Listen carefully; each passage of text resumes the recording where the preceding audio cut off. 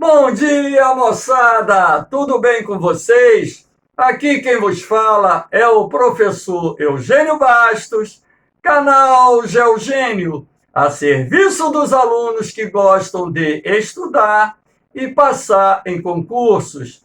Moçada, dê aquele like, compartilhe o vídeo e se inscrevam no canal, ajudando assim o professor Eugênio Bastos a democratizar o ensino da geografia.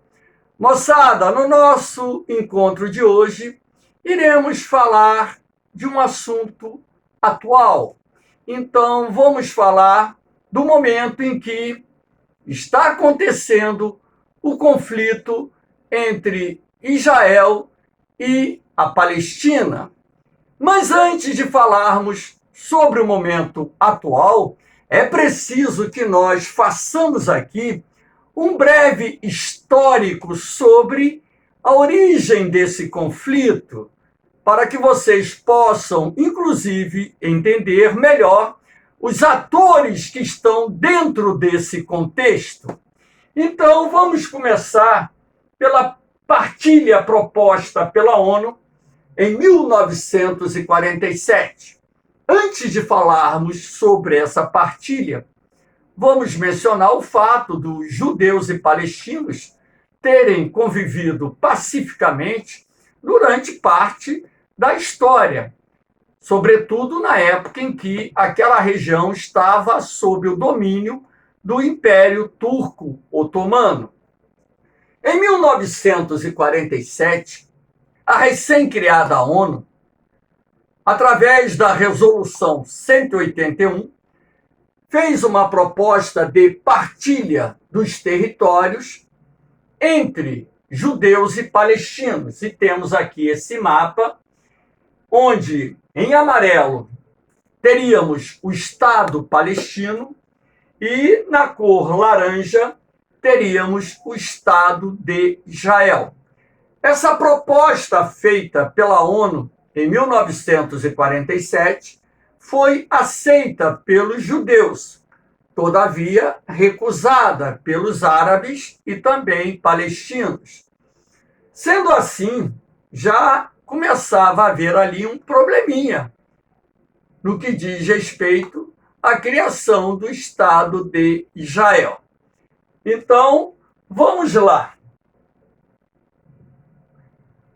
Em 1948, mais precisamente no dia 14 de maio de 1948, nós tivemos a independência, assim podemos dizer, do Estado de Israel, ou seja, a recriação do Estado de Israel. Lembrando que Israel era um Estado que existia há muito tempo, inclusive era chamado de Eretz Israel, e que, após a dominação do Império Romano, ele deixou de existir. E os judeus, no final do primeiro século da era cristã, passaram por aquele processo denominado diáspora. A revolta judaica contra a dominação romana fez com que a repressão fosse muito grande, muitos judeus foram mortos, outros tantos levados como escravos para Roma e outros fugiram se dispersando pelo continente asiático e pelo norte do continente africano, no que ficou conhecido como a diáspora, a dispersão dos povos de Israel. Então, em 1948, com a recriação do Estado de Israel, uma coalizão de tropas árabes, que, de acordo com as informações, chegava ao número de 10 países árabes, que enviaram soldados para expulsar os judeus, dando origem à Primeira Guerra Árabe-Israelense. Conflito este que se estendeu até março de 1949, ou seja, foram aproximadamente 10 meses de conflitos que culminaram com a derrota, podemos assim dizer, dos árabes. Por incrível que pareça, uma coalizão formada por 10 exércitos árabes foi derrotada por um Estado recém-criado, muito mal armado, mas cujo povo tinha a pretensão, a determinação de defender o recém-criado Estado de Israel.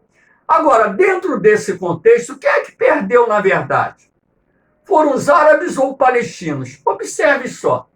Essa tonalidade mais clara, territórios palestinos que faziam parte da proposta da Resolução 181, feita pela ONU em 1947, foram ocupadas por Israel, passaram a fazer parte do Estado de Israel. A faixa de Gaza foi ocupada pelo Egito. A Cisjordânia foi ocupada pela Jordânia. Quem é que ficou sem Estado? Os palestinos. Então, essa guerra, na verdade, no meu contexto, na minha visão, foi a causa maior da não existência do Estado palestino. Por quê? Se os palestinos concordassem com aquela partilha feita pela ONU e criasse o seu Estado e procurasse conviver harmonicamente com os judeus, todo esse problema teria sido evitado. No meu entendimento, aqui eu não estou defendendo A nem B.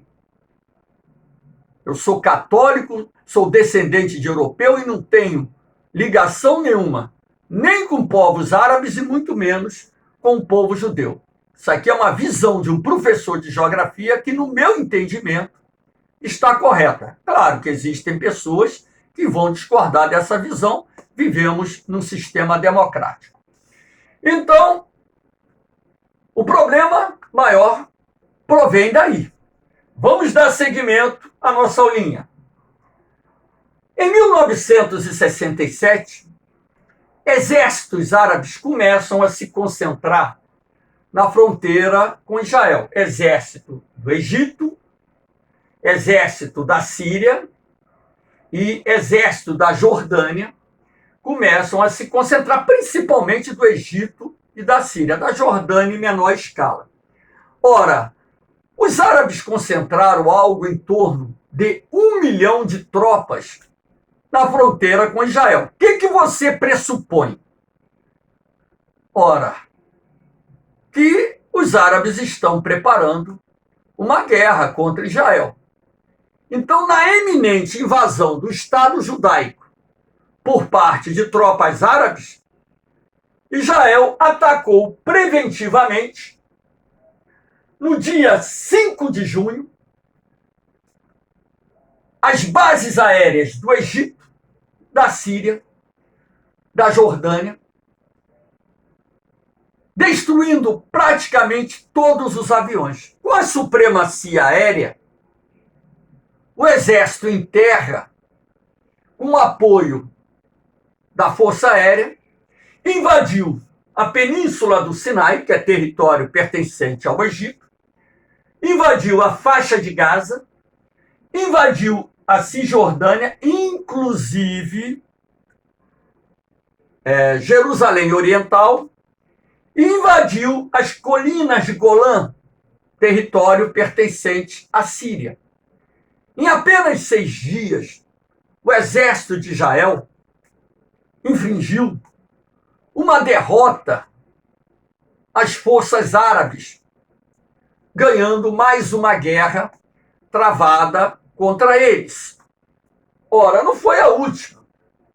Nós tivemos a guerra do Yom Kippur, em outubro de 1973, quando o Egito e a Síria, no dia do feriado religioso judaico, tentou invadir o Estado de Israel. Tropas do Egito cruzaram o Canal de Suez, o Mar Vermelho, e começaram a retomar o Sinai. Tropas da Síria começaram a retomar as colinas de Golã.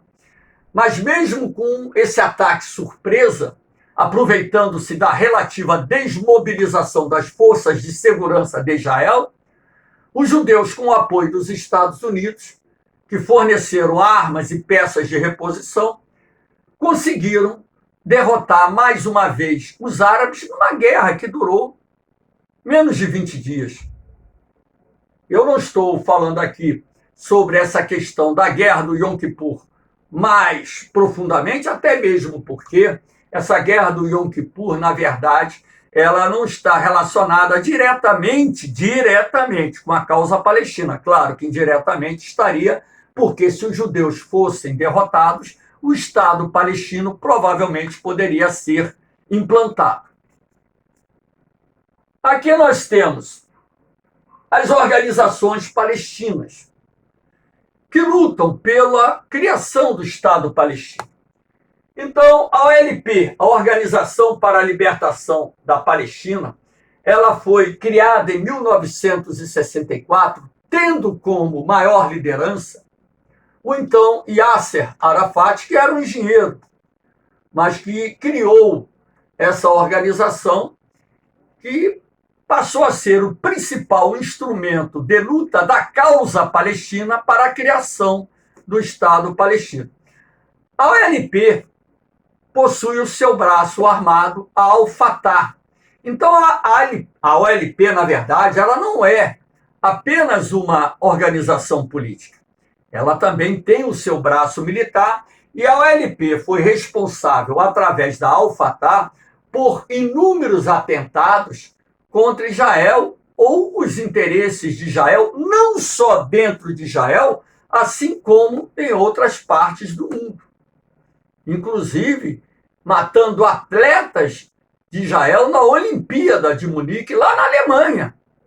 Atletas judeus foram assassinados por terroristas pertencentes ao OLP.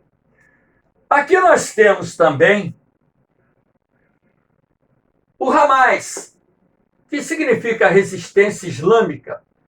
O Hamas ele foi criado em 1987 e tem como sua base de atuação a faixa de Gaza, onde inclusive está sob o controle. O Hamas ele tem um braço armado, portanto, não é só uma organização política, é também uma organização militar, e o braço armado do Hamas se chama Isis Adin Al-Qassam, ou, no português, Ex-Aldin Al-Qassam, que é responsável pelo lançamento de inúmeros foguetes em diversas ocasiões contra o Estado de Israel. Inclusive, no conflito atual, hoje, essa aula está sendo gravada no dia 16 de maio de 2021, mais de 2.000 foguetes foram lançados da faixa de Gaza em direção ao Estado de Israel. Uma parte deles atingiu cidades judaicas, inclusive causando ali algumas vítimas, e levando o Estado de Israel a promover maciços ataques contra alvos do Hamas e de uma outra organização que atua na faixa de Gaza, que é o Jihad Islâmica.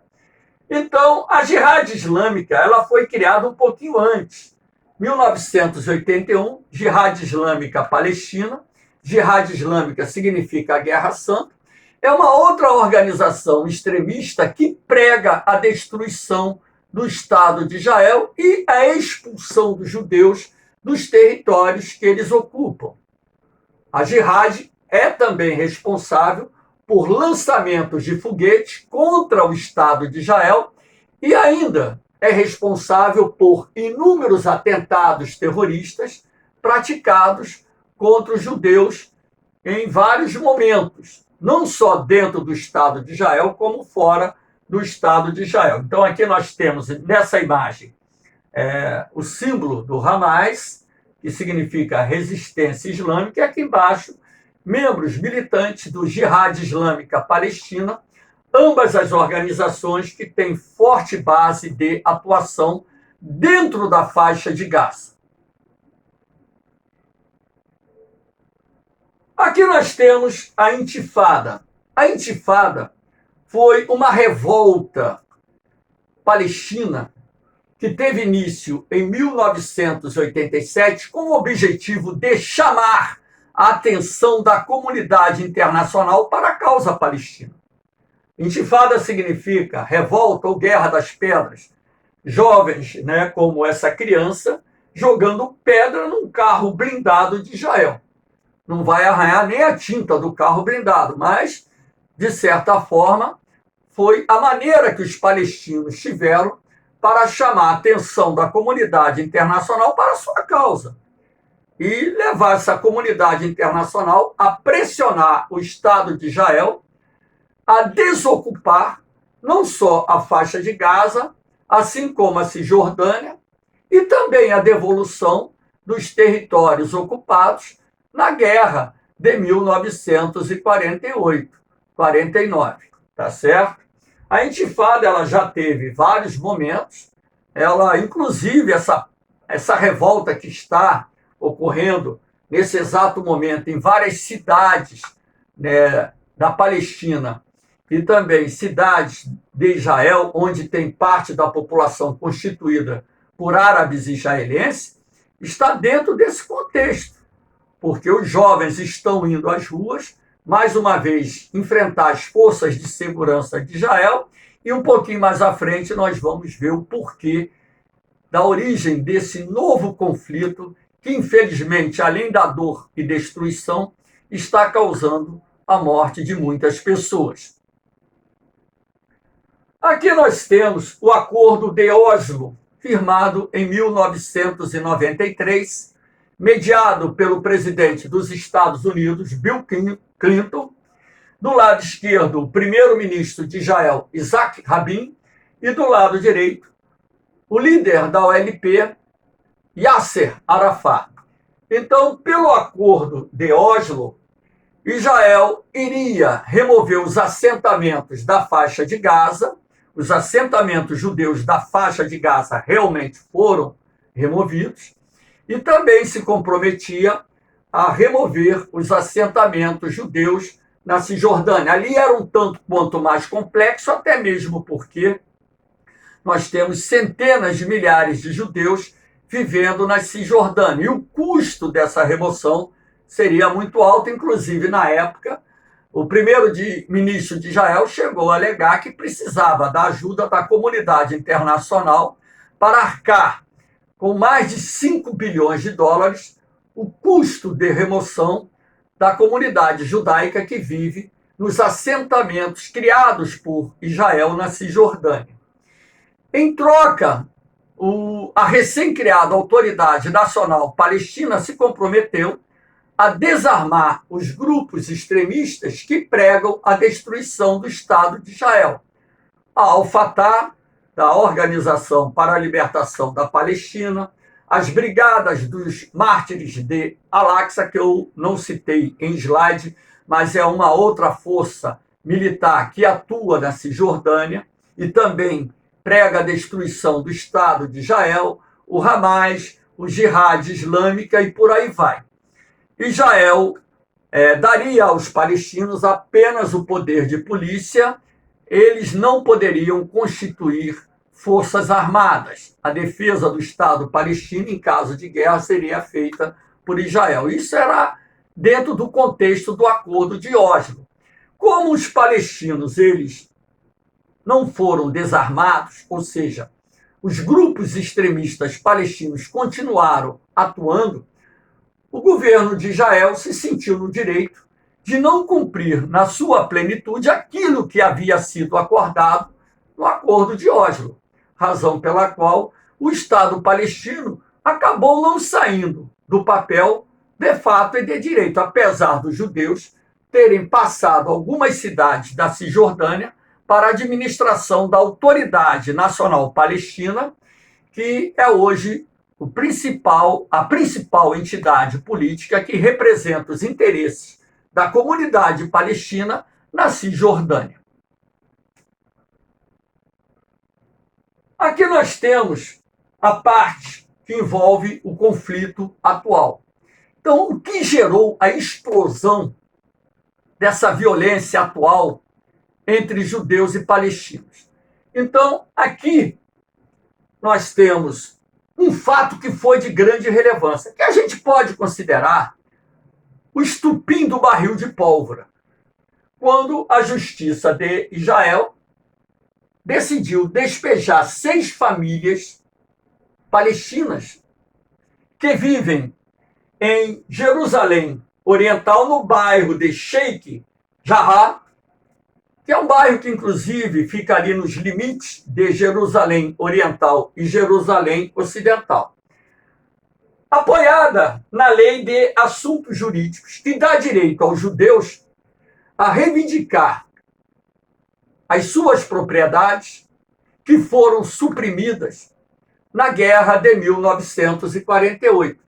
Essa mesma lei que dá direito aos judeus de reivindicar as suas propriedades, que legalmente eram deles, que foram suprimidas na Guerra de 1948, não dá aos palestinos o direito de reivindicar as suas propriedades de Jerusalém Ocidental, que também foram suprimidas na Guerra de 1948. Quando houve a divisão de Jerusalém, o que aconteceu?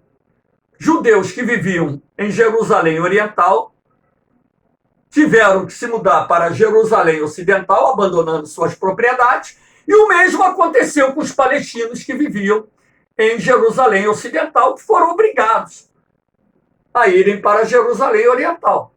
Então, na verdade, o medo de que o avanço dos processos pudesse proporcionar o aumento da presença dos judeus em Jerusalém Oriental, através do despejo, desapropriação e despejo dessas propriedades, que hoje são ocupadas por palestinos, mas que pertenciam a judeus antes de 1948, acabou gerando uma onda de protestos. Palestinos foram às ruas em várias cidades da Cisjordânia, não só em Jerusalém, que fica bem claro, e começaram a enfrentar as forças de segurança de Israel. Ora, em apoio a essas manifestações palestinas, o Hamas e o Jihad Islâmica começaram a lançar foguetes contra o Estado de Israel.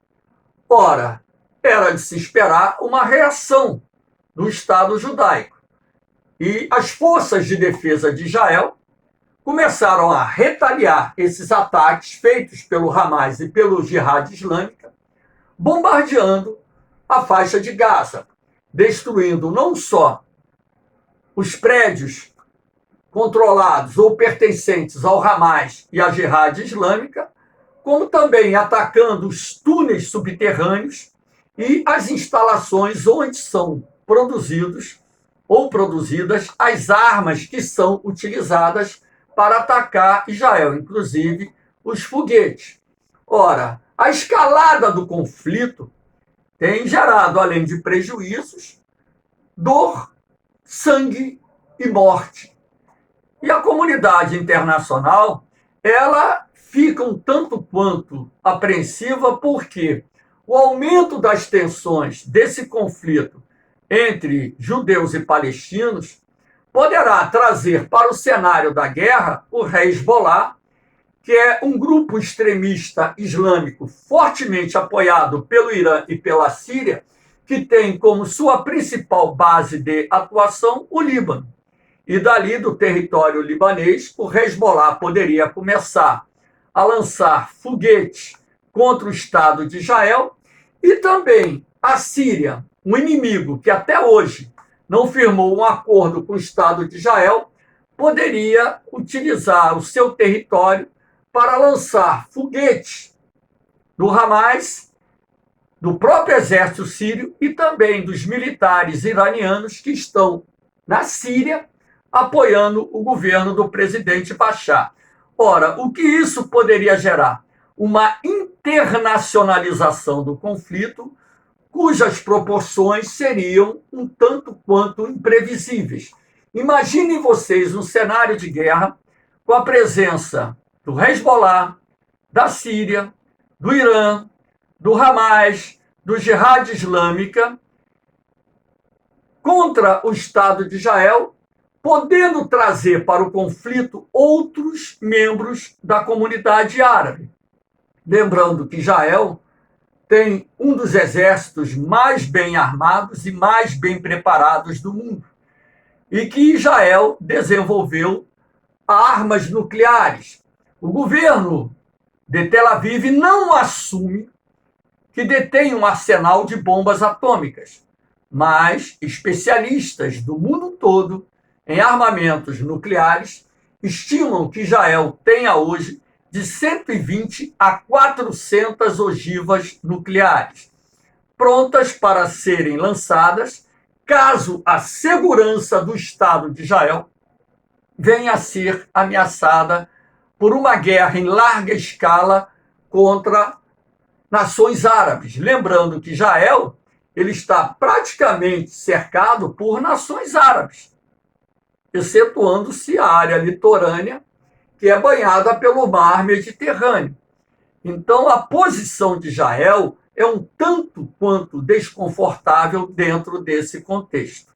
Então, nós temos que rezar para que as partes que estão em litígio possam chegar a um cessar-fogo. O acordo de paz eu nem falo, porque o ódio que hoje a comunidade ou parte da comunidade palestina sente pelos judeus é tão grande que eu pessoalmente acredito que um acordo de paz dificilmente será firmado entre as duas partes.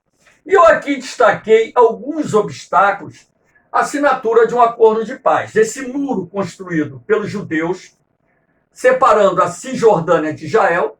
Os palestinos alegam que esse muro foi construído dentro do território palestino e exigem que Israel destrua esse muro e construa ele nos limites estabelecidos pela partilha de 1947.